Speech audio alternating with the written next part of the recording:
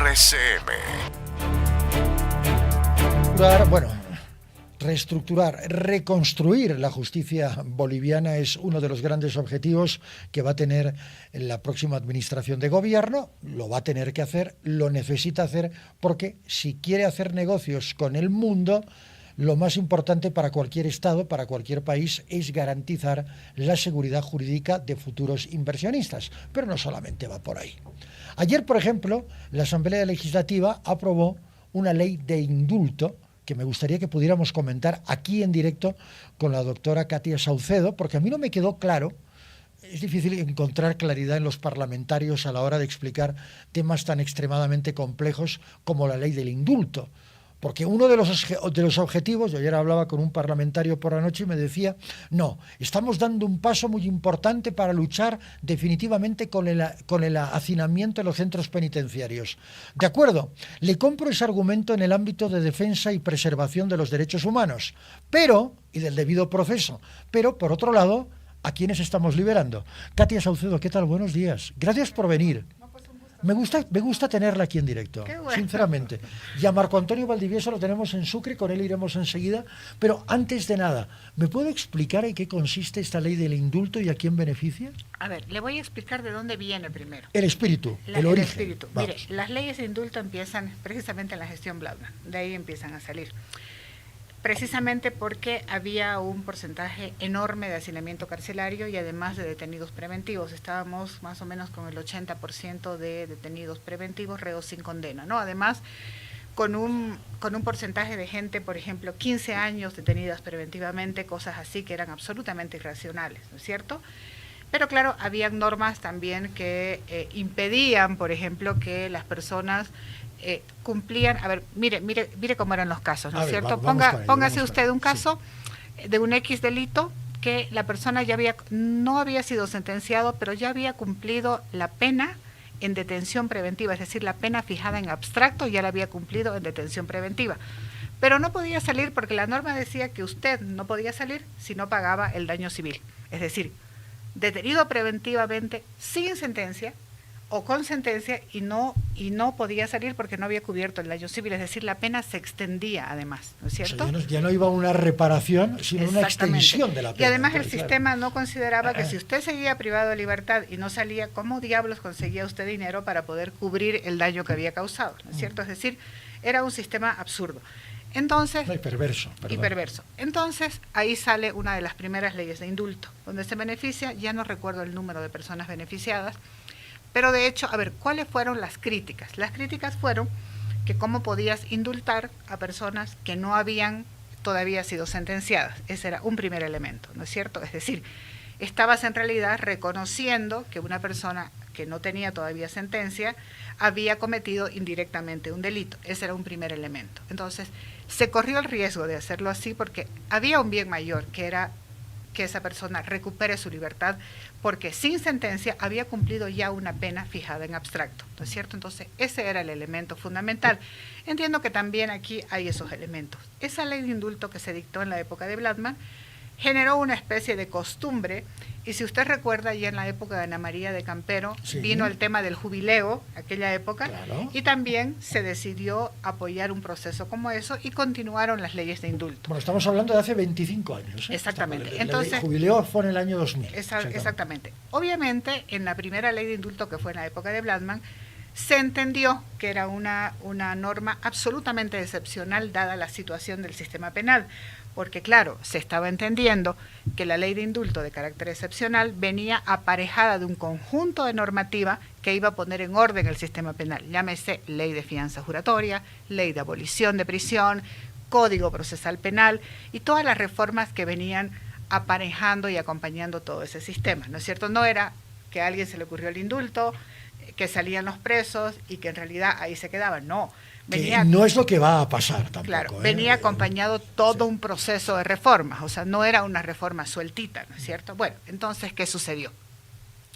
Luego, en los años posteriores, como el sistema continuaba colapsado, se continuaban repitiendo las leyes de indulto y, bueno, Pero nosotros entendimos que ese proceso siempre iba a ser excepcional hasta que el sistema se ordene, pero hemos visto que en el curso de los años, usted lo dijo, 25 años, el sistema no se ha ordenado. No, peor, ha colapsado. Porque el sistema procesal penal se le han ido poniendo parches, entonces de repente aparecía, no sé, un delito X y se pretendía solucionar la problemática poniendo un parchecito al sistema procesal penal y en realidad lo que se ha hecho ha sido desvirtuarlo completamente y bueno, y la situación ha continuado. Entonces lo que se está haciendo con la ley de indulto es precisamente eso, ¿es cierto? De establecer ciertos parámetros para que la gente que tiene ciertas características pueda salir en libertad. Ahora, ¿cuáles eran las condiciones de esa vieja ley de indulto? Primeramente eran delitos no graves, ¿no es cierto? Ese era un primer elemento, ¿no? Los delitos no tenían que revestir gravedad. Las personas, por ejemplo, si mal no recuerdo, estaban excluidos los delitos vinculados a la ley 1008. Nosotros en aquella época creíamos, cuando digo nosotros me refiero a la gente que trabajaba en el ministerio, creíamos que, por ejemplo, aquellos delitos que estaban vinculados a tenencia de bajas cantidades de sustancias... Voy a ir ahí con un caso muy específico que usted ya conoce porque lo he comentado en varias ocasiones, pero prosiga, por favor.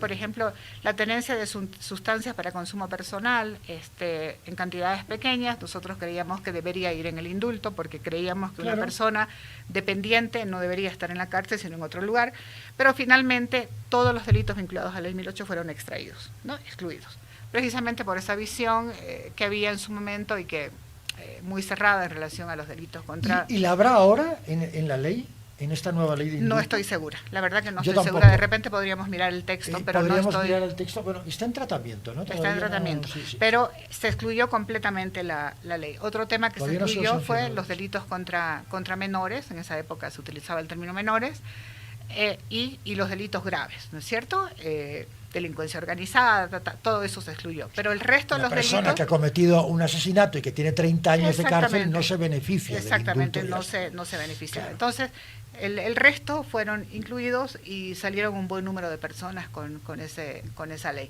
Entonces se estableció una práctica más o menos habitual a lo largo de los años. Y luego, bueno, cada 5 o 6 años se dictaba una ley de indulto y era apoyado por el defensor del pueblo y apoyado por la defensa pública y se establecían una serie de requisitos. Creo que la propia Iglesia Católica en algún momento también... En el jubileo, claro, apoyado por el defensor del pueblo. Entonces era una práctica que... Pero el indulto no se puede seguir manteniendo, hay que reordenar el sistema penal de modo que la solución es que estas personas... que no deberían estar presas, bueno, no estén presas, y ese rol le corresponde a los jueces cautelares, lo hemos dicho muchas veces, ¿no? Los jueces cautelares no están cumpliendo su rol. Si los jueces cautelares cumplieran su rol, estas leyes no se darían, porque precisamente ese es el rol del juez cautelar, no permitir que estos plazos excedan. Ese es el rol fundamental que cumple un juez cautelar. Me voy a Sucre, epicentro de la Administración de Justicia del país, con el doctor Valdivieso. ¿Cómo estamos, doctor? Muy buenos días, Marco. Muy buenos días, Ramón. Un saludo a Katia. Qué gusto estar con ustedes. Encantado. ¿Qué opina acerca de esta ley de indulto? ¿La considera oportuna en estos momentos? Siempre es oportuno disminuir, mermar el hacinamiento y las duras condiciones de privación de libertad que tiene nuestro país y los países latinoamericanos en general, ¿no? Sobre todo si hay un sistema de justicia que demora demasiado en resolver los procesos y una gran mayoría de los privados de libertad no tienen o no cuentan con una sentencia condenatoria, como decía Katia, ¿no? Pero hay que también pensar en la víctima, hay que pensar en las personas que se pueden beneficiar con este indulto y pueden ser un peligro pues para las víctimas y para la propia sociedad. En el ámbito de la reparación, ¿usted cree que se debería puntualizar un poquito más, sobre todo en materia de protección de las víctimas?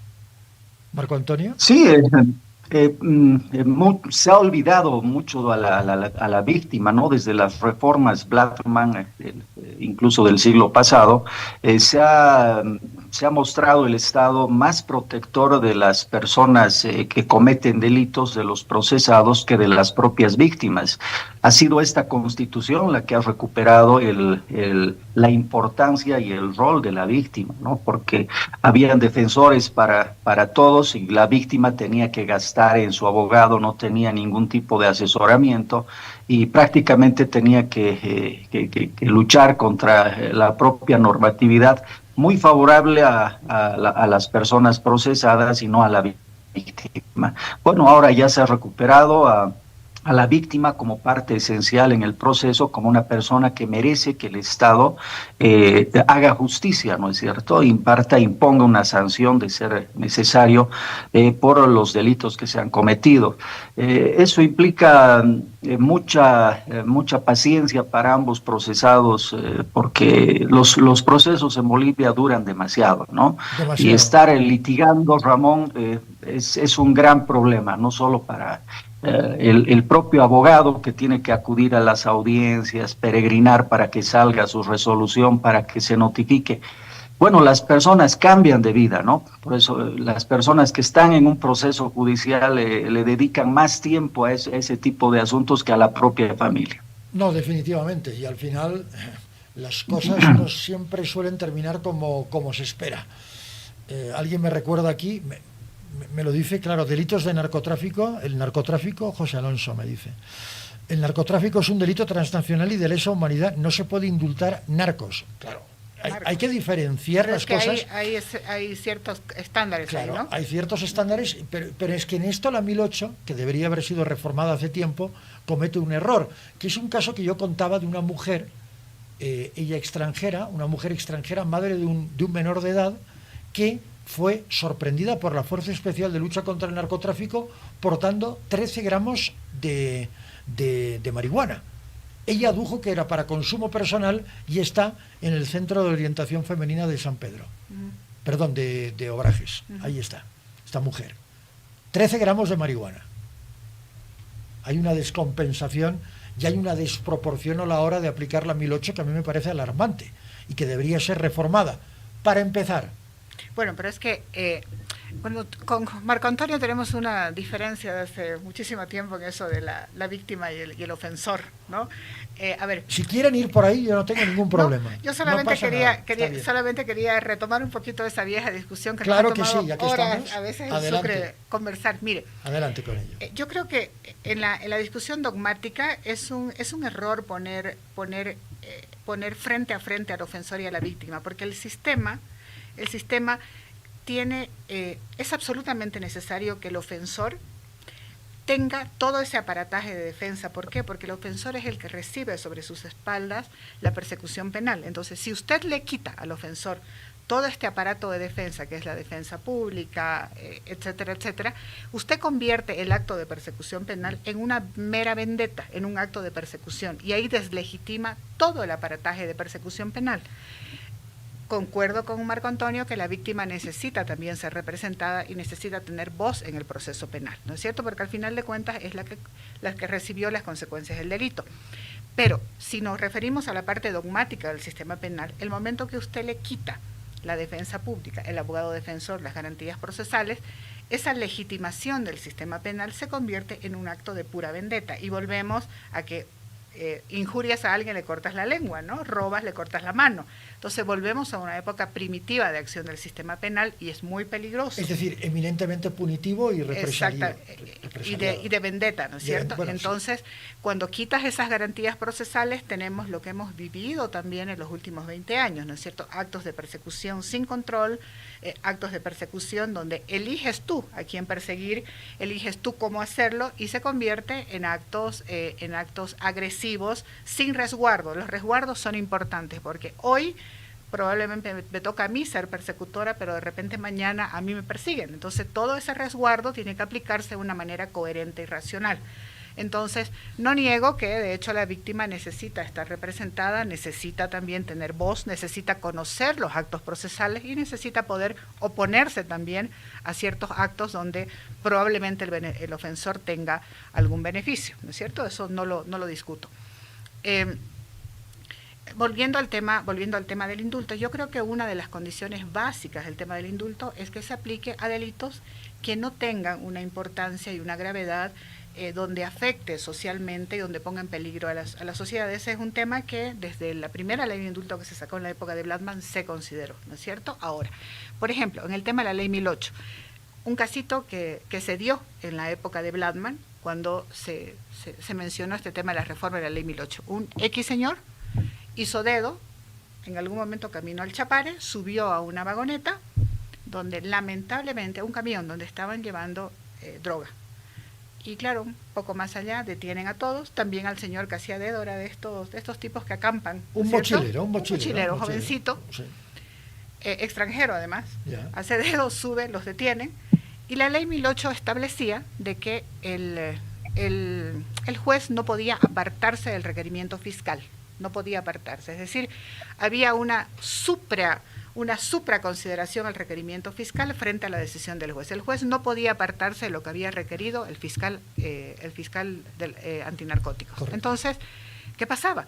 Que el juez sabía que este muchacho no tenía nada que ver, o sea, no tenía idea lo que había en ese camión, no tenía ninguna participación criminal, pero sin embargo este muchacho estuvo detenido cerca de 7 años hasta que terminó el proceso, ¿no es cierto? ¿Qué dice? Sin tener idea de lo que había sucedido. El mochilero, sin tener ninguna participación, antecedentes limpios, ¿no es cierto? Era hasta profesional y había venido a Bolivia con un grupo de peruanos a hacer, a acampar, turismo, etcétera. Entonces, esas son las incongruencias, ¿no es cierto?, de un sistema que no tiene racionalidad ni proporcionalidad. Eso se cambió, por si acaso, se modificó con la ley de fianza juratoria. Entonces, es por eso, cuando uno hace una ley, uno tiene que establecer ciertos criterios de proporcionalidad que eviten estas cositas que parecen kafkianas, ¿no es cierto?, pero que sí existían en este país. Entonces, a eso me voy yo cuando le hablo de todas estas garantías, de todos estos temas de proporcionalidad. Un Estado de Derecho es un Estado garantista. Yo creo que la Constitución es garantista, garante de todas las libertades individuales y, por supuesto, de un debido proceso. ¿Por dónde debemos empezar si queremos hacer una reestructuración, una reforma de la justicia? ¿En abrir la Constitución, doctor Valdivieso? ¿Por ahí? Sí, creo que la gran reforma en el sistema de justicia pasa por abrir la Constitución. Hay que hacer grandes reformas. Lo primero, yo creo que Katia va a estar de acuerdo conmigo. Hemos tenido 3 elecciones judiciales y hemos tenido 3 desastres en el sistema de justicia, ¿no? De mal en peor.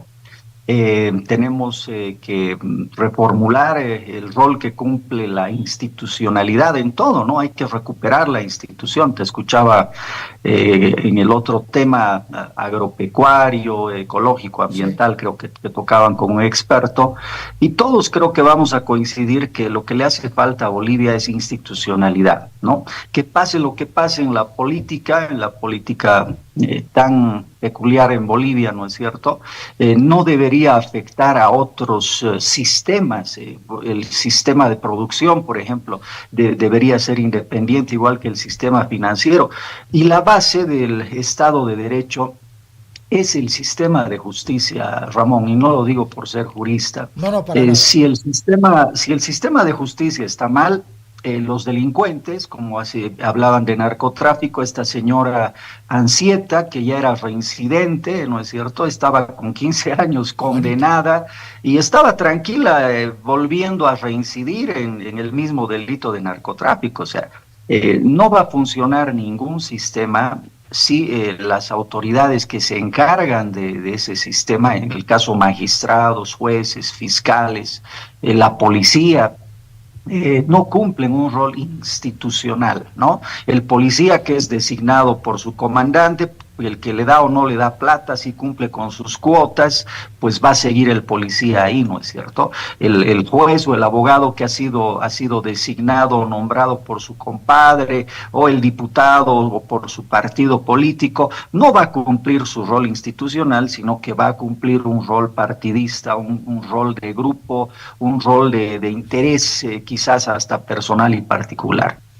Cuando las personas asumen una posición institucional, trabajan para el Estado, para el pueblo boliviano, cumplen una función y no están debiéndole favores al sistema político, yo creo que podemos mejorar muchísimo.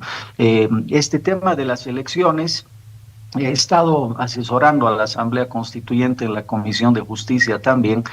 Se había previsto, pensado para alejar al sistema de justicia del influjo político y legitimarlo a través del voto ciudadano. Pero mira, he estado de planificador de la norma, he estado viendo cómo se ha incorporado la norma, se han ejecutado 3 elecciones, he sido candidato a la última elección, así que he sufrido en carne propia esta elección judicial, que lamentablemente no solo que no ha servido para que el sistema de justicia se aleje del poder o del sistema político, sino que el propio sistema político en su cancha, elecciones, ha aprovechado para hacer de las suyas y, bueno, hegemonizar, o sea, cooptar totalmente el sistema de justicia y hacerlo uno más de sus instrumentos de gobierno, como se ha visto en esta asociación del gobierno de Arce y el Tribunal Constitucional con los autoprorrogados. Yo me quedaría ahí dándole paso a Katia proponiendo este cambio, institucionalidad en el sistema de justicia.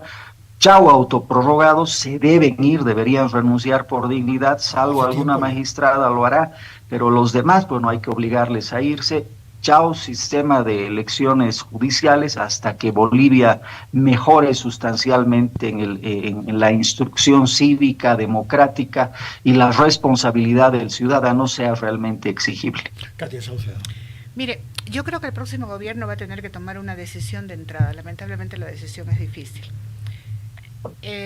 Y ahí quiero un poco retrotraerme a lo que bien sabe Marcos. Cuando nosotros los juristas independientes empezamos el análisis, a elaborar el proyecto que íbamos a presentar para la recolección de firmas, no era que el grupo de manera unánime estaba de acuerdo con las elecciones judiciales, no.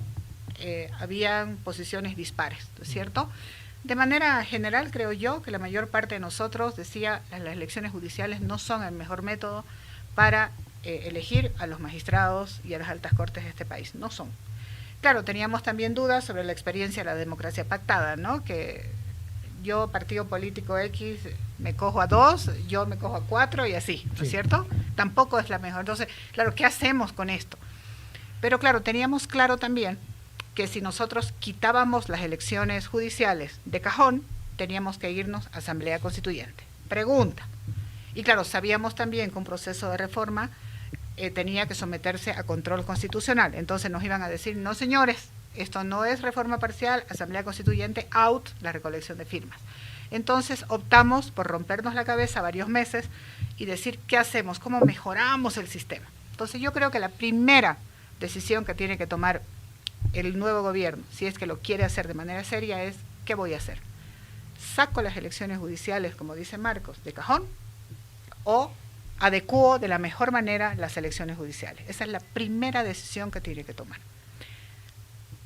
Si el nuevo gobierno decide sacar las elecciones judiciales, la única alternativa es Asamblea Constituyente, no hay más. El proceso va a ser muy largo. El proceso va a ser muy complicado y muy largo. Ok, entonces si es pragmático y decide... No, pragmático, porque se necesita recuperar la seguridad jurídica para atraer inversiones. Aquí el principal problema, más allá de recuperar la institucionalidad de la justicia, que a mí me parece fundamental, es recobrar la seguridad jurídica para poder tener inversiones. Aquí el problema fundamental es la economía, Katia. Yo sé, yo lo sé, esa es la principal, porque la justicia no se come, ¿no es cierto? No, bueno, no.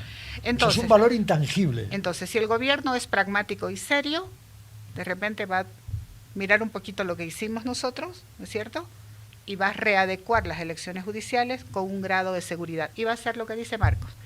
Va a quitar la politización del sistema de elecciones judiciales, porque lo que dice Marcos es lo real. Mantener las elecciones judiciales con el actual sistema es no hacer nada, ¿no es cierto? Entonces, ¿qué fue lo que nosotros planteamos? Quitar el proceso de preselección de la Asamblea Legislativa Plurinacional, porque es ahí donde está la politización, es ahí donde los políticos hacen de las suyas. es ahí donde se eligen los candidatos, es ahí donde se juega, ¿no es cierto? Es ahí donde te aplazan, es ahí donde hacen las preguntas. Es ahí donde se va a nombrar a un nuevo contralor, es por ahí ejemplo. donde los exámenes corren, Sí. ¿no es cierto? Y ya sabemos, tú has sido candidato, Marcos ha sido candidato, Marcos lo sabe mejor que yo. A mí me llegaban los rumores, él lo ha vivido, ¿no es cierto? Entonces, es ahí donde hay que quitar, es ahí. Entonces, hay que sacar a la Asamblea Legislativa Plurinacional de la competencia de preselección. Eso lo haces con reforma parcial. Lo que hicimos nosotros se puede hacer con reforma parcial en sede legislativa. Primera decisión, quitar la competencia a la Asamblea Legislativa. Para eso se necesita, Katia y Marco Antonio, voluntad política. Voluntad política, exactamente. Reforma. ¿A qué gobierno no le interesa tener cooptado al Poder Judicial? Por eso, esa también es una muy buena pregunta. Entonces, por eso le digo, ahí tiene que haber una decisión, una decisión política, pero además una decisión política sana, ¿no es cierto? ¿Quieres realmente una justicia independiente? ¿Quieres realmente que de aquí 5 o 6 años, cuando tú ya no seas gobierno y de repente te toque que te juzguen, ese juez sea independiente, ese magistrado sea probo? Bueno, ahí está la decisión. Entonces, ok, si eso es lo que quieren, muy bien. Y yo ya no pensaría solamente en la elección de los altos cargos. Nosotros habíamos planteado la Comisión Nacional de Postulaciones solamente para las altas cortes. Bueno, pensémosla ahora un poquito más allá, ya que tenemos la posibilidad. Pensemos que esa Comisión Nacional de Postulaciones elija, con ese proceso que habíamos planteado, al Defensor del Pueblo, elija al Contralor General del Estado. Al Procurador General del Estado, con estas condiciones, no políticas, absolutamente técnicas, y ahí hay que ser absolutamente serio para elegir a estos que van a ser parte de la Comisión Nacional de Postulaciones, ¿no es cierto? Y ahí sí que la probidad tiene que funcionar, ¿no es cierto? Porque no haces nada trasladando... Pero usted está tratando un tema que me parece fundamental también, que es la solvencia moral, que es otra de las cosas que hay que recuperar. Es que eso es lo que venimos insistiendo, ¿no es cierto? Vemos en el proyecto de ley que está circulando ahora para la selección de los vocales del Tribunal Supremo Electoral, los mismos errores de las elecciones judiciales, absolutamente los mismos, una copia más o menos parecida con algunos arreglitos de lo que hubo en las elecciones judiciales. Idoneidades, cartones y más cartones. Marcos, tú eres un poquito menor que yo, no voy a decir las edades para no quedar mal los dos. No pasa nada. Un poquito menos.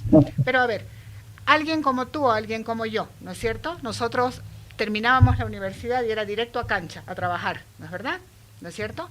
Los chicos de ahora que se titulan, usted ve una persona de 35 años, ¿no es cierto? Y usted revisa su currículum, yo lo he visto y yo digo, miércoles, este muchacho tiene 10 maestrías, 5 diplomados 40, sí. Y 2 doctorados. Pucha, y uno con suerte tienes, no, pues 2, ¿no es cierto?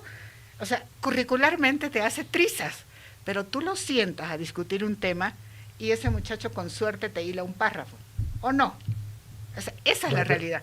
Entonces, a ver...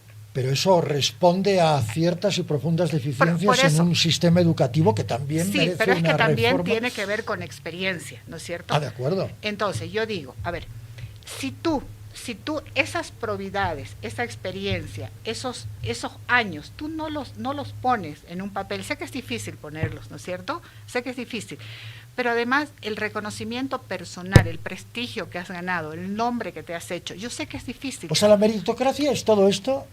Es que es más allá, es la probidad. ¿Cómo la mides? Vale. Yo sé que es muy difícil medir, Por ejemplo, lo que yo le decía a usted, indagar sobre lo que tú eres profesionalmente, ¿no es cierto? Es muy difícil, pero en estos puestos tú necesitas gente con esas características. Tú necesitas, no solamente son cartones, porque los cartones yo los puedo exhibir, 10, yo estoy segura, Marcos, que un muchacho de 35 años con 10 diplomados, 15 maestrías, que se dedica solamente a hacer eso, porque no consigue trabajo además, ¿no es cierto? De repente te gana en la postulación. Así nomás es, ¿no es cierto? Por más que nos cause risita. No causa risa, da pena. Pero, da pena. Pero da pena. Es pena, pero es así, ¿no es cierto? Y de repente ese muchacho llega al cargo al que tú estabas postulando y tú no llegas. Entonces, me parece que eso hay que discutirlo abiertamente también, ¿no es cierto? Hay que discutirlo. Y un cargo como ese, Ramón, necesita otras cosas. O sea, y no me digan a mí que la serenidad, la sabiduría te llega también con los años. Esa es una realidad. O sea, no es lo mismo una persona que empieza recién a trabajar, alguien que ya tiene 20, 25 años y que mira las cosas con criterios de objetividad, de serenidad. ¿Qué edad tenía Huáscar Cajías cuando se hizo cargo del órgano electoral? No tengo idea, la verdad no sé. Pero ya era un hombre mayor ya. Era un hombre. Yo no digo que estos cargos son para los viejitos. Hay muchos años. No estoy ¿Sí? diciendo eso. Muchos años, muchos. Pero me parece que esos elementos son también relevantes, ¿no es cierto?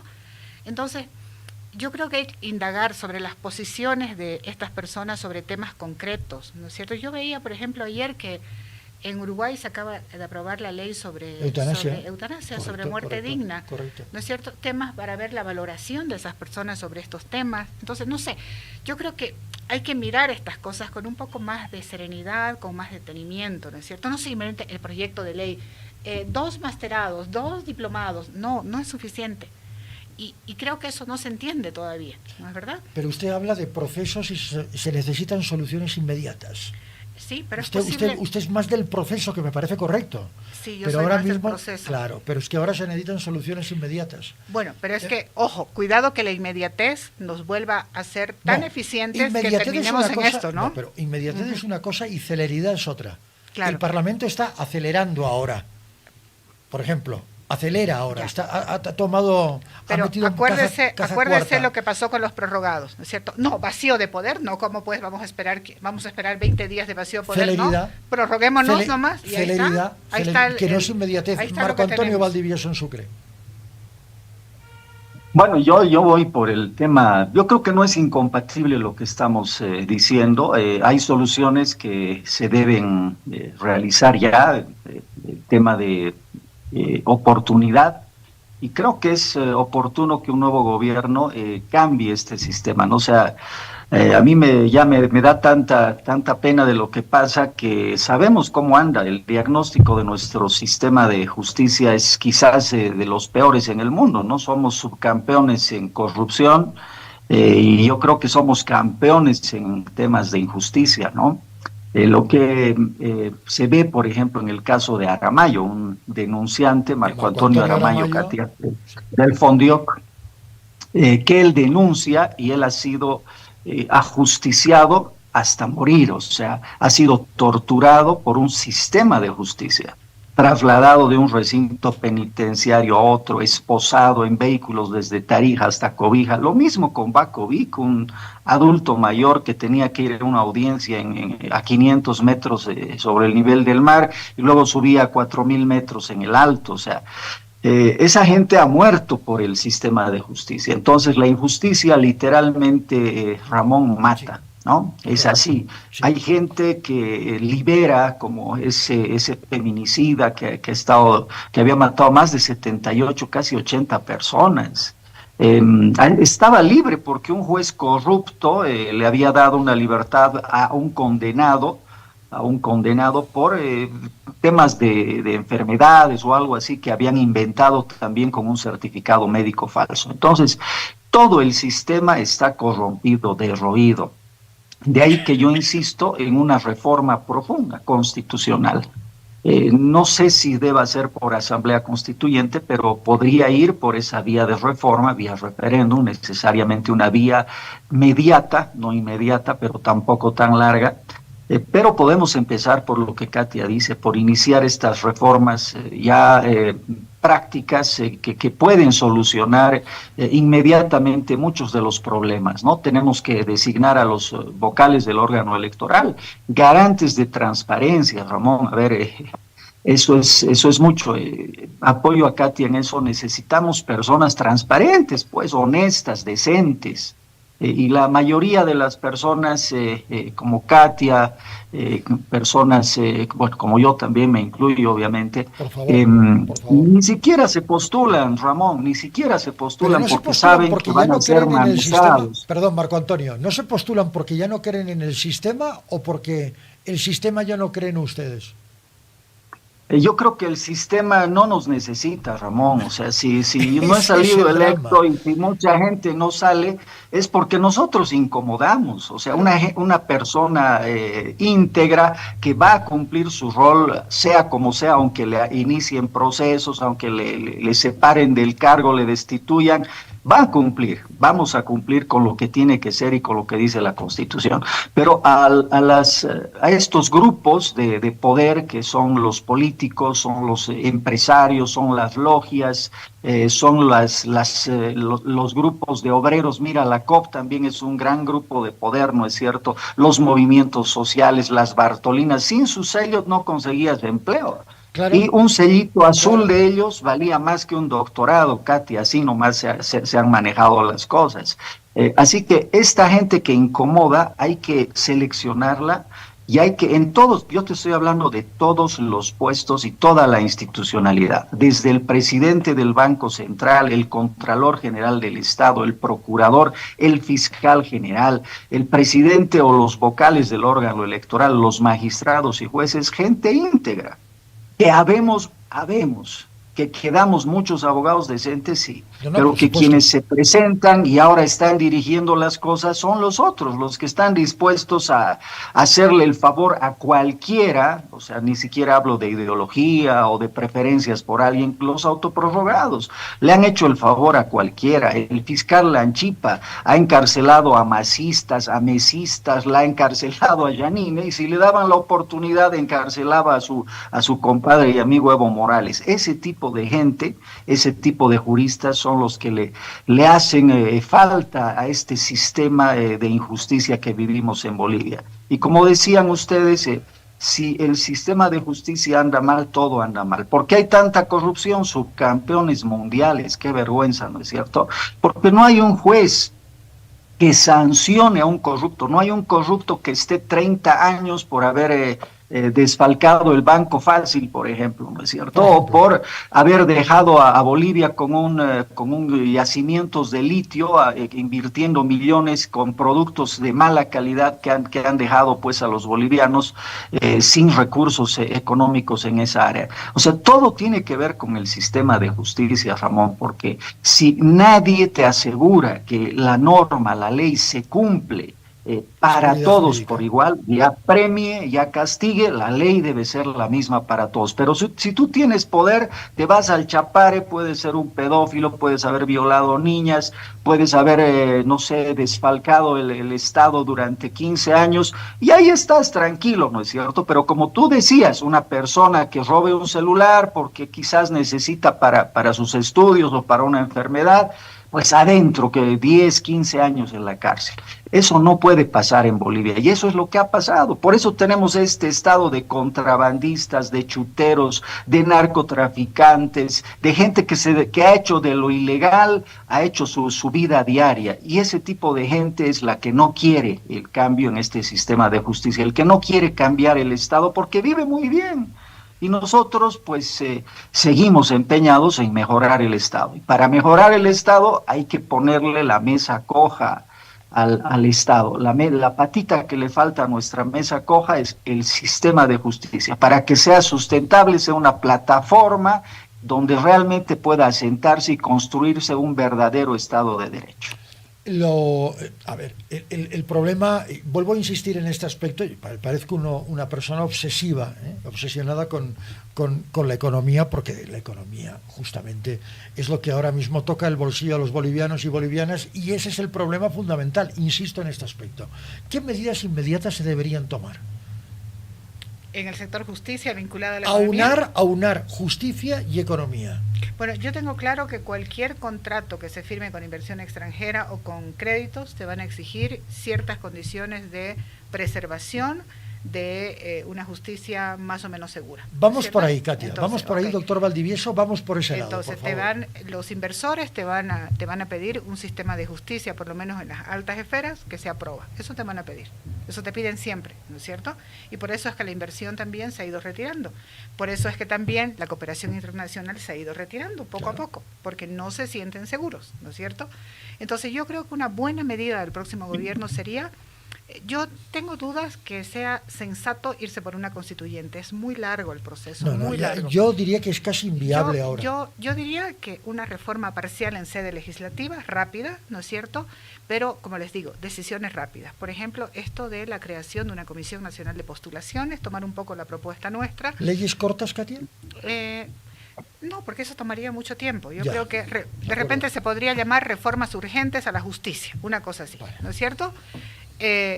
Creación de Comisión Nacional de Postulaciones, quitar la competencia de la Asamblea Legislativa y establecer el sistema de adecuaciones a la elección popular, ¿no? Y empezar el proceso rápidamente. Yo creo que paralelamente habría que llenar los 5 espacios que faltan en el Tribunal Constitucional. Lamentablemente creo que este proceso de reformas urgentes, tendría que hacerse en paralelo, es decir, los 5 cargos que quedan en el Tribunal Constitucional, que quedaron cortos, deberían hacerse paralelamente a las elecciones, a las reformas urgentes constitucionales. ¿Y no pueden ir con las subnacionales? Podrían, pero no sé si el Estado... Aprovechando el mismo periodo. No sé si el Estado, porque mire, van a tener que elegir a los vocales del Tribunal Supremo Electoral, ¿no es cierto? Okay. Que claro, ese no es un proceso de elección popular, es un proceso es legislativo, pero que va a requerir negociación, ¿no es cierto? Bueno, es legislativo, pero va a requerir negociación. Digamos que la gobernabilidad está garantizada. Iniciar el proceso de selección de los 5 magistrados que faltan, ¿no es cierto? Y acto seguido o paralelamente las reformas urgentes constitucionales rápidamente, con esos criterios, para ir garantizando seguridad jurídica. Los autoprorrogados se van a agarrar y van a decir de la Constitución y van a decir No, pero se puede también aprobar esta ley que está impulsando la doctora Salame, que no sé en qué estado está ya, estaba por iniciarse el tratamiento en diputados, para bajar el número de magistrados del Tribunal Constitucional de 9 a 4, que tiene 2 articulitos la ley. Se puede sacar ya. Es decir, se irían los autoprorrogados 5 y se quedarían los funcionando 4 los 4 ya elegidos. Exactamente. Y con eso, rápidamente, ¿no es cierto? ¿Es posible, doctor Valdivieso, rápidamente en Sucre? ¿Es posible lo que plantea la doctora Saucedo? Yo creo que es necesario, imprescindible, Ramón. O sea, hay que alejar, habíamos emitido opinión también sobre la necesidad de alejar a los autoprorrogados incluso antes de las elecciones, porque son un peligro para el Estado de Derecho y para nuestra democracia. Si alguien se puede animar a suspender, paralizar o desconocer un resultado con una resolución judicial, son ellos, ya lo han hecho, ¿no es cierto? Lo urgente sí, Katia, de acuerdo, o sea, inmediatamente esa ley, ese proyecto de la doctora Salame, sería una solución inmediata, ¿no? Deshacernos de esta gente que no le hace nada bueno al sistema de justicia, ¿no? Y bueno, el proyecto mayor, los cambios constitucionales, ya iniciarlos en esta gestión inmediatamente con miras a esta reforma constitucional. Si es necesaria una asamblea constituyente, serán pues 4 o 5 años necesarios, quizás más. Pero si precisamos reformas parciales, iniciar ya este proceso de cambios, porque Ramón tiene razón, a la gente ahora le interesa la economía, y para la economía también está el sistema de justicia, porque han creado tantos tribunales. Debe estar el sistema de justicia para garantizar esa libertad económica. Yo tengo que hacer unas aclaraciones. Va, un matiz. Yo estoy de acuerdo con que ahora mismo, hoy, el lunes, sí, se continúa el tratamiento de esta ley cortita que la doctora Salame estaba impulsando sobre el tema de la disminución del número de magistrados en el TCP, ¿no es cierto? Ya. Y si con esta legislatura, con esta asamblea, eso. Entonces se saca a los prorrogados. Pero prosperó en el Senado, puede prosperar en diputados. Es diferente. Okay, no la importa. correlación de fuerzas en el Senado. Lo que sí no estoy de acuerdo es que en esta asamblea se inicie el proceso de las reformas urgentes a la Constitución. No estoy de acuerdo, eso debería esperar la nueva asamblea, que ya está a la vuelta de la esquina, el 8 de noviembre, ¿no es cierto? Tampoco, creo también que se debería esperar a la nueva asamblea para el tema de la elección de los nuevos vocales del Tribunal Supremo Electoral. Creo que no es legítimo que se haga en esta, legal sí, pero legítimo no. Yo sé que los 45 días no van a alcanzar no se va a alcanzar para el 19 de diciembre, que es el momento en que queda vacante los cargos en el Tribunal Supremo Electoral, pero no importa, son 2 o 3 semanas en que no va a pasar absolutamente nada, ¿no es cierto? No va a pasar nada. El 19 de diciembre fenece el mandato de los vocales del Tribunal Supremo Electoral. ¿Usted cree que en estas 3 semanas hasta el 8 de noviembre no va a pasar nada? En cuanto a procesos electorales, no va a pasar nada. No, ya, de acuerdo. O sea, hasta el 19 de diciembre va a estar oleado y sacramentado los resultados electorales de este proceso que vamos a vivir el domingo, ¿no es cierto? Van a estar los resultados electorales, la segunda vuelta, Entonces, no va a pasar más nada. Va a quedar el 19 de diciembre, termina el mandato y se van. Sería un grandísimo error hablar de prórroga y no sé qué más de los vocales. O sea, sería brutal. O sea, eso no puede pasar. Se van. Es probable que haya un par de semanas de vacío. Entre los vocales, hago un paréntesis, Entiendo no que, existe consenso sobre eso. pero es que sería trágico que haya otra prórroga de alguien. O sea, este país estaría entrando en un sistema de prórrogas inconstitucionales. Quien yo creo que ha asumido que se va es el presidente Hohenteufel. Todos los que se vencen... Él lo ha dicho varias veces y ya no... Todos los que se vencen su mandato el 19 de diciembre tienen que irse, porque si no estaríamos hablando de un sistema inconstitucional de prórroga en el Tribunal Supremo Electoral, y eso sería fatídico para la democracia. Coincido con usted, pero al tiempo. Tribunal Constitucional 2 sería, ¿no? Y vamos a vivir en este... No. Entonces, Entonces sería la nueva asamblea la que decida esto. Lo que está pasando hoy con el Contralor General es otro descalabro, ¿no es cierto? Y me parece realmente me parece tremendo lo que he escuchado acá en el pasillo mientras esperaba la entrevista, lo que dijo Mario Espinosa, que al parecer había una especie de transacción entre el presidente Arce y el resto de los masistas, de que había transaccionado la detención de su hijo, Dios me libre, para lo del Contralor. O sea, esto ya es... No, sinceramente no creo. No. O sea, realmente no. ¿Cómo puedes transar? No, como mamá digo, esto es imposible, me parece muy terrible, o sea, perverso. ¿Cómo vas a transar la situación de tu hijo? Bueno, no lo creo. Dios me libre. Bueno, pero esto ya es el colmo, es la política, la suciedad en su máxima expresión, ¿no es cierto? Pero no creo. Pero bueno, eso es lo que parece que ese es el rumor. No prefiero ni siquiera pensarlo. Parece que ese es el rumor que hay entre pasillos, no lo sé. Pero el asunto es que... Rumor. Y ahí va la otra pregunta. Si a este muchacho se lo ha detenido por un caso de violencia física, violencia familiar, ¿por qué no se lo detiene a Evo Morales de una vez? ¿No es cierto? O sea, sí, estamos con lo mismo. Es que es verdad. Es que es verdad.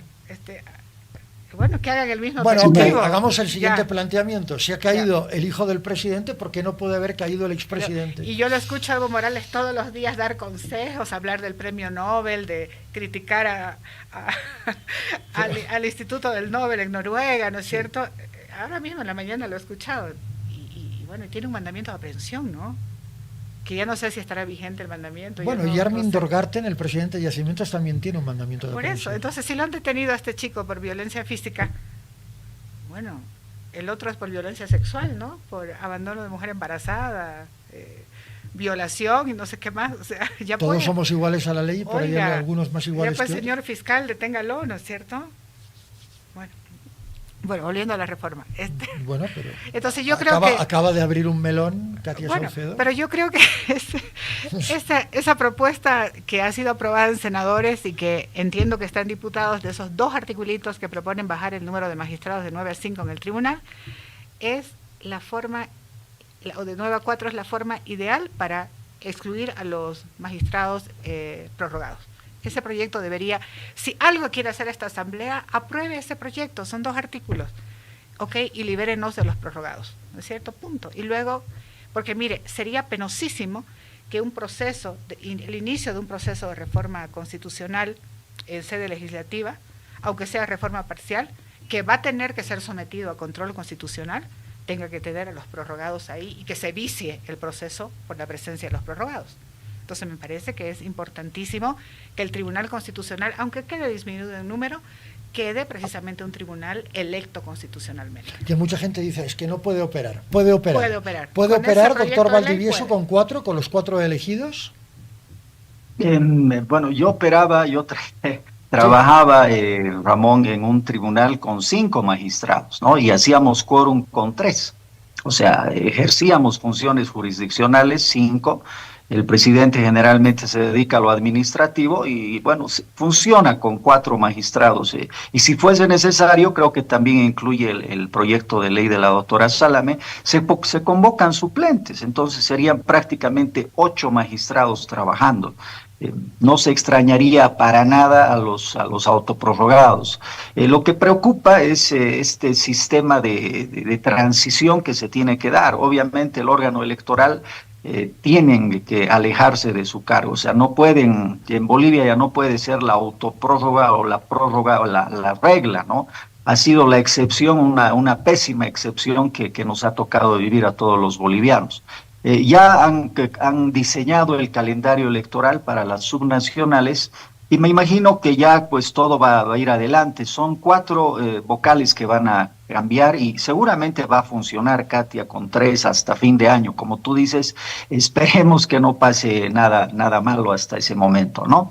Y bueno, la transición también va por el legislativo, o sea, concuerdo contigo, es ilegítimo el legislativo para designar a autoridades en este momento, esas son funciones de la próxima legislatura, pero sí tiene que dejar el camino, la vía iniciada para que se realicen estas grandes reformas que el Estado necesita. No sé si podemos confiar en este órgano legislativo. No sé, esta Es Asamblea incierto ahora Legislativa ha sido mismo. de las peores en los últimos años también. Y bueno, hay que salir y empezar de nuevo. Y empezar de nuevo, decía Ramón, volviendo al tema que planteaste, Sí. los tribunales arbitrales. He participado en varios eventos de arbitraje. ¿Por qué surge el arbitraje? ¿Por qué surgen los medios o vías alternativas al sistema de justicia? Porque está mal, el sistema de justicia está tan mal que la gente prefiere ir al arbitraje, a la conciliación pública, privada, pero quiere escapar de ¿Verdad? esa podredumbre que es jueces que se venden, fiscales que se compran. La gente quiere escapar de eso y solucionar sus conflictos. Por eso han aparecido tantos medios o métodos alternativos a la solución de conflictos, incluso sistemas de conciliación en otros países transparentes, certidumbre, seguridad jurídica, mayor inversión en Bolivia. Yo creo que eso es inmediato. Yo, Si mejoramos el sistema de justicia, metemos un par de corruptos ahí a la cárcel con todas las de la ley, iniciamos un proceso de transparencia en las licitaciones, Ramón, sí, pucha, ya es cotidiano hablar del seguridad diezmo, jurídica. 10%, el Sí. quinciño. Patana cobraba hasta 45% de las obras. ¿Y de dónde sale esa plata? Obviamente de la misma obra, por eso se están cayendo los puentes, se están deshaciendo las carreteras.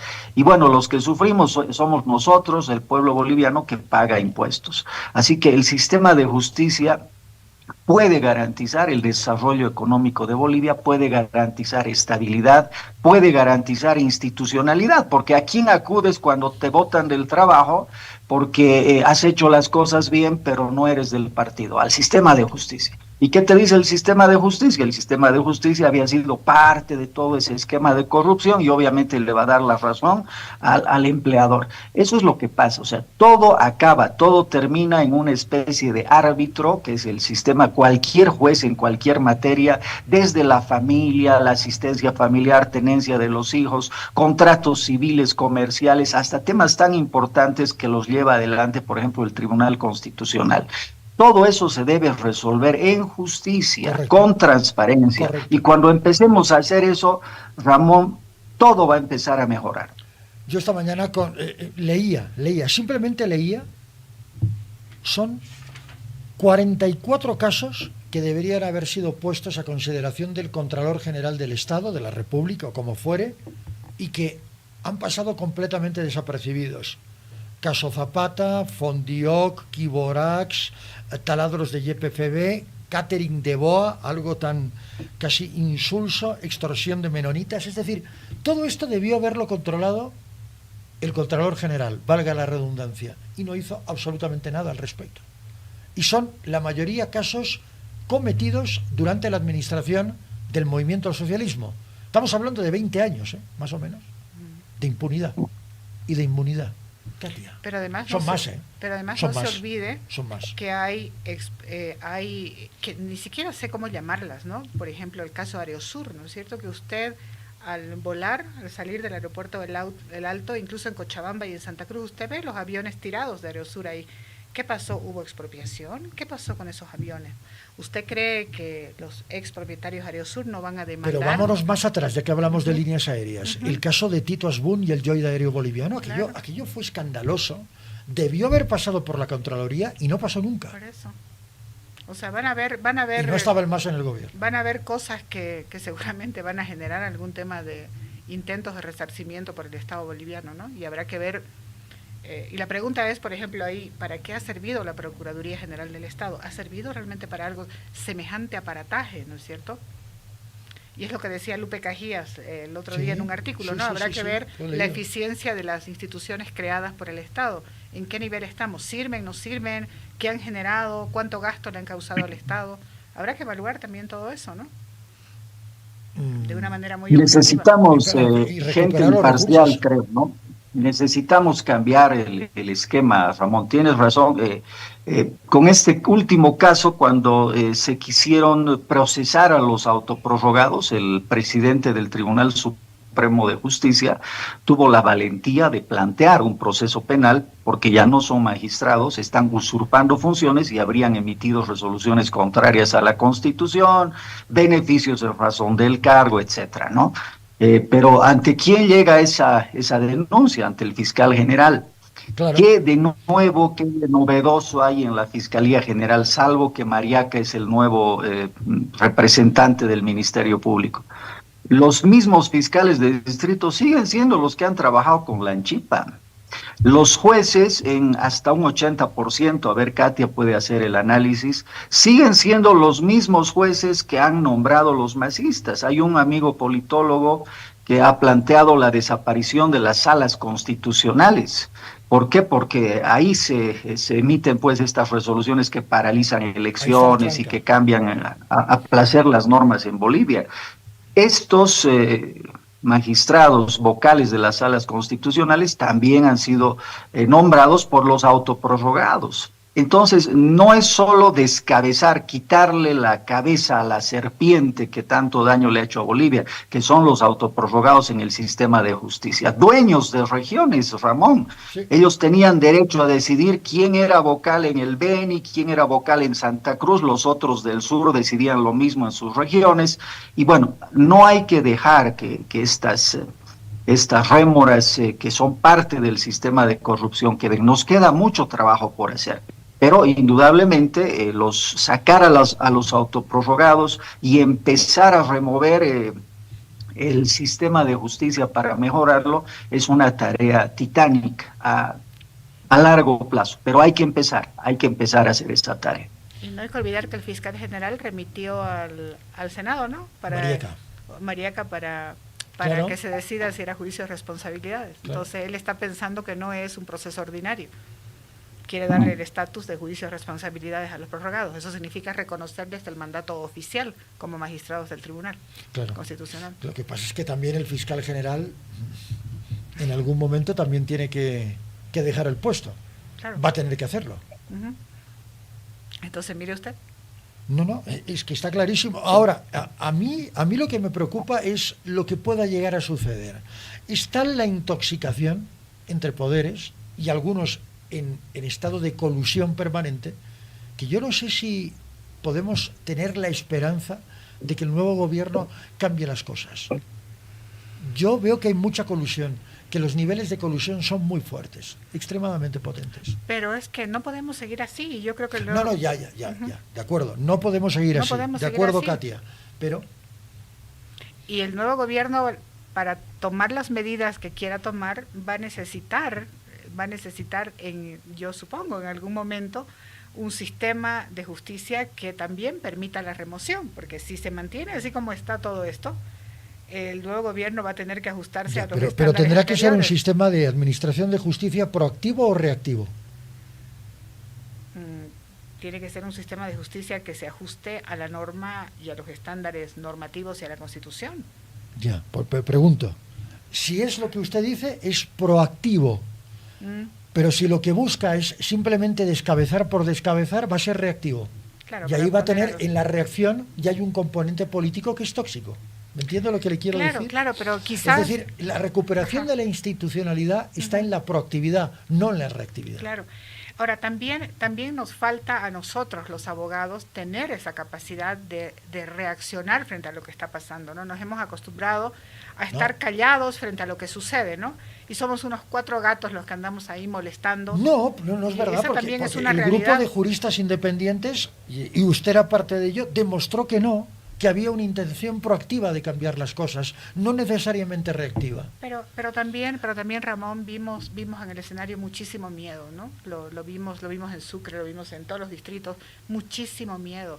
Pero ese miedo, ¿cómo puede desaparecer, Katia? Eso no me lo voy. sé, es que los abogados mismos, es que no sé. Ramón, los mismos abogados nos decían, acuérdate, Marcos, mire, yo quiero firmar, quiero apoyar, pero sabe, no sé cómo hacerlo. Pero es que esto no cambia con un cambio de camiseta. ¿qué hacemos? Pero es que no cambia con un cambio de camiseta, perdón. No cambia con un cambio de camiseta. La institucionalidad no tiene que ver con un partido político. No tiene que ver con votar el domingo. No tiene nada que ver con eso. Es otra cosa. Hay un tema de solvencia moral que es lo que es el trasfondo de todo esto. Y eso es muy difícil de cambiarlo en 5, 4, 10 años. Sí, mira, Ramón, yo creo que estuvimos, no soy pesimista estuvimos sumergidos en un escenario donde se nos metió tanto miedo que nos costó sacudirnos.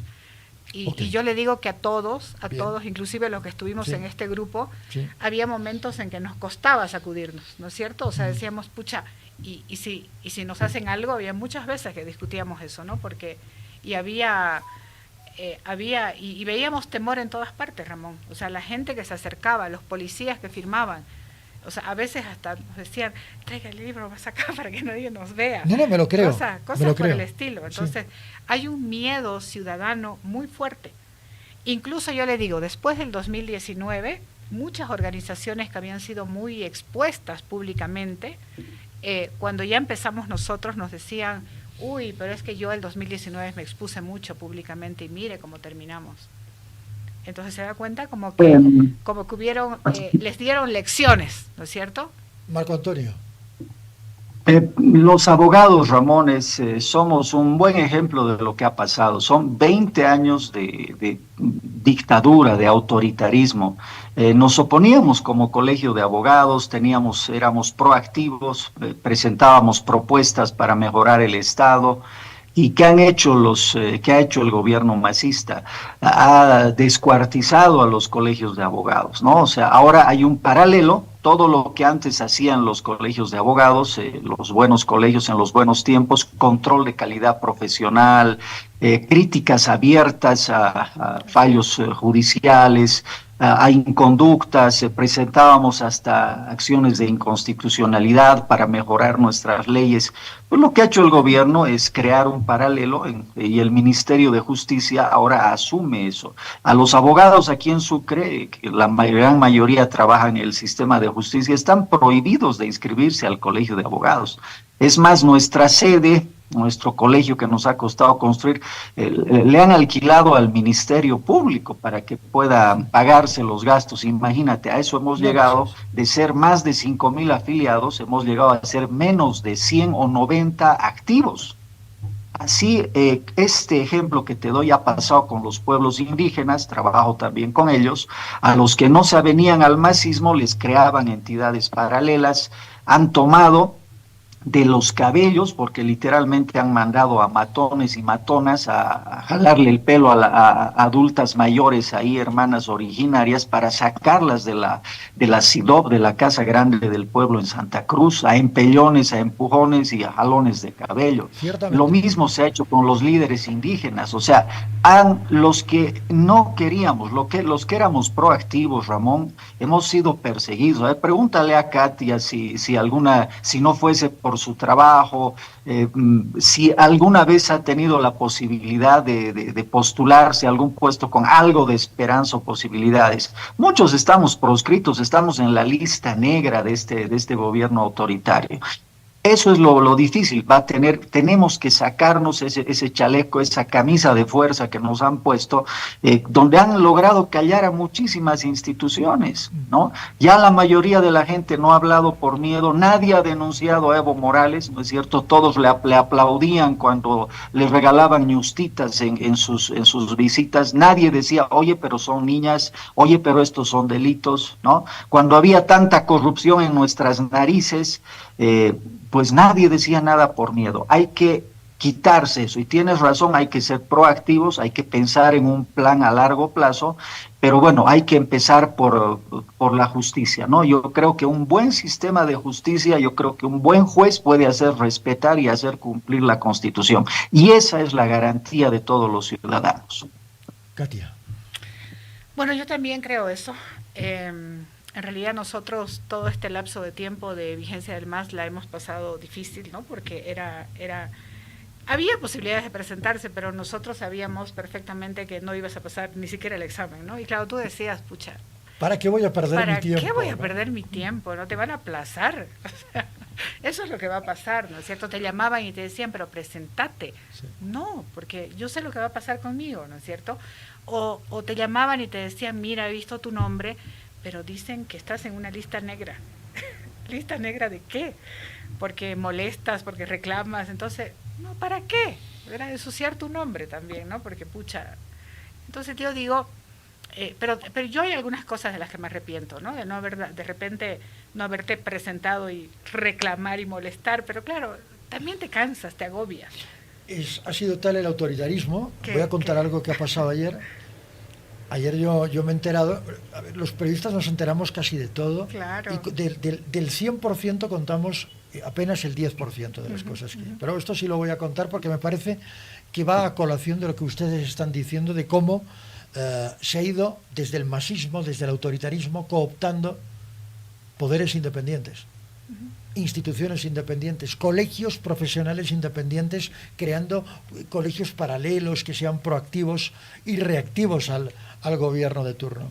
Ayer en un medio de comunicación muy querido y alineado con el masismo, a los periodistas se les llama y se les dice, bueno señores, a partir de ahora, después de tantos años, hagan periodismo. ¡Ah, caramba! Después de tantos años, por favor, ahora ustedes ya están autorizados a hacer periodismo. Esta es la prueba más clara de cómo se ha ido pervirtiendo la esencia de todo. Claro, imagínate. No solamente del ejercicio del derecho, de los ejercicios y de las libertades profesionales del colegio médico, de las asociaciones de periodistas, de todo, absolutamente todo estaba controlado por un poder omnímodo, que solamente tenía una cabeza con muchas extremidades, era un pulpo realmente perverso. La guerra contra la cooperación internacional. La guerra contra las organizaciones no gubernamentales que no fueran afines a un sistema y a una ideología política progresista. A mí me tocó ahí, yo lo viví eso, ¿no? Día a día, o sea, que no podías, nos decían, no hay que contratar consultores neoliberales y estabas tú ahí cercenada, ¿no? No, y además que eso impedía, por ejemplo, que esta organización no gubernamental pudiera acceder a un financiamiento, que era la clave. ¿No? O sea, yo le estoy hablando de entes de cooperación internacional, ¿no? Que estaban en Bolivia, ni siquiera eran ONGs. Y terminaron yéndose, porque no se podía trabajar. Era tremendo, ¿no? Entonces, claro, uno sufrió todos esos embates. Yo creo que donde te sentías más o menos protegido era la docencia universitaria. Y también llegó ahí. No, también la universidad pública... también llegó ahí, ¿no? O sea, llegó a todos niveles, ¿no? Entonces, tenía que llegar, ya tú no sabías qué hacer, ¿no es verdad? Entonces, y más bien que hemos resistido, ¿no? Porque no fue fácil resistir 20 años porque hay gente que te decía, bueno, ya, no, deja de... No, quien no resistió se tuvo que exiliar. O sea, claro, finalmente decir, bueno, ya cuelgo los botines, ¿no? Ya no hago más esto, ya no hago más aquello, derecho penal no quiero ni saber porque no puedes. ¿Ha pensado dejarlo alguna vez, doctor Valdivieso, durante todos estos años, usted? Jamás, Ramón, jamás. Sí. A ver, sobre el tema de la universidad, ha habido una época, Ramón, que ha sido el compadre de Evo Morales, Max Mendoza, fallecido, quien era estudiante, y él manejaba el sistema universitario en Bolivia. La norma decía que solo el rector podía acceder a ese cargo, pero bueno, con el beneplácito de los rectores masistas, porque ha llegado a todo, o sea, son 20 años de hegemonía. Eran dueños de todo, Ramón, eran dueños de todo. Yo me acuerdo de ti y de Casimira, cómo han sufrido también en carne propia el rigor de ser imparcial o de tratar de hacer periodismo. A mí no, a Kashmir sí, a ella sí la han represaliado duramente. Sí. Oye, pero tú has visto cómo esta gente que era parte, que era cómplice de la política, pues hasta son dueños de canales de televisión, son dueños de medios de prensa. Sí. Se han vendido. La gran mayoría han sido cooptados o por una u otra cosa, o por dinero, o por poder, pero lo han hecho, ¿no?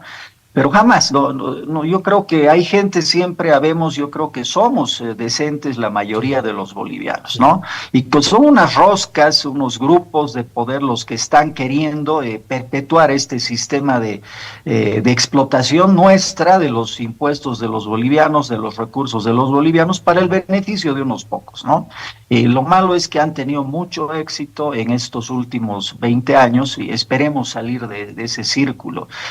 Nuevamente, insisto, si hubiesen jueces decentes, hace mucho tiempo, Katia, que hubiesen dicho, a ver, como a Trump, muchos jueces de circuito, ni siquiera de alta jerarquía, le han dicho, oye, no van aquí tus leyes migratorias, no va esto. Bueno, el tribunal, la Suprema Corte ha cambiado decisiones regresivas en que no se habían dado en 50 años, pero bueno, la idea es que si hay un buen sistema de justicia, si hay un juez que hace respetar la ley, que hace respetar los derechos de los trabajadores, muchos despedidos, Ramón, no por ineficiencia, sino por no hacer lo que el gobierno les decía que tenían que hacer. Y muchos han preferido irse, dejar incluso de trabajar, de llevar el pan a casa, pero mantenerse firmes en sus convicciones. Los otros no les echo la culpa.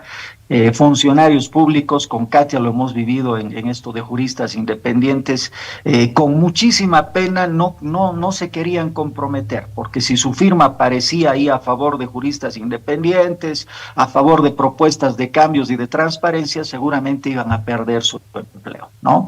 Muchos funcionarios públicos tienen todavía ese tipo de relación obligada, ¿no es cierto?, con el gobierno. Ha inflado el número de servidores públicos para tener votantes, ¿no? Y la gente a veces reacciona más por el bolsillo y por el estómago.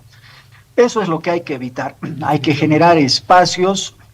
El sistema de justicia es uno de esos donde te defiendan, a pesar de todo, a pesar que toda la política, que todo el Estado esté cooptado por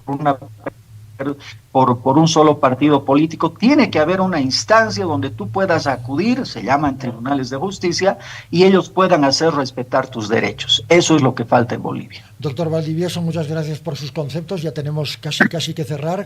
Cerramos la comunicación por el momento con Sucre.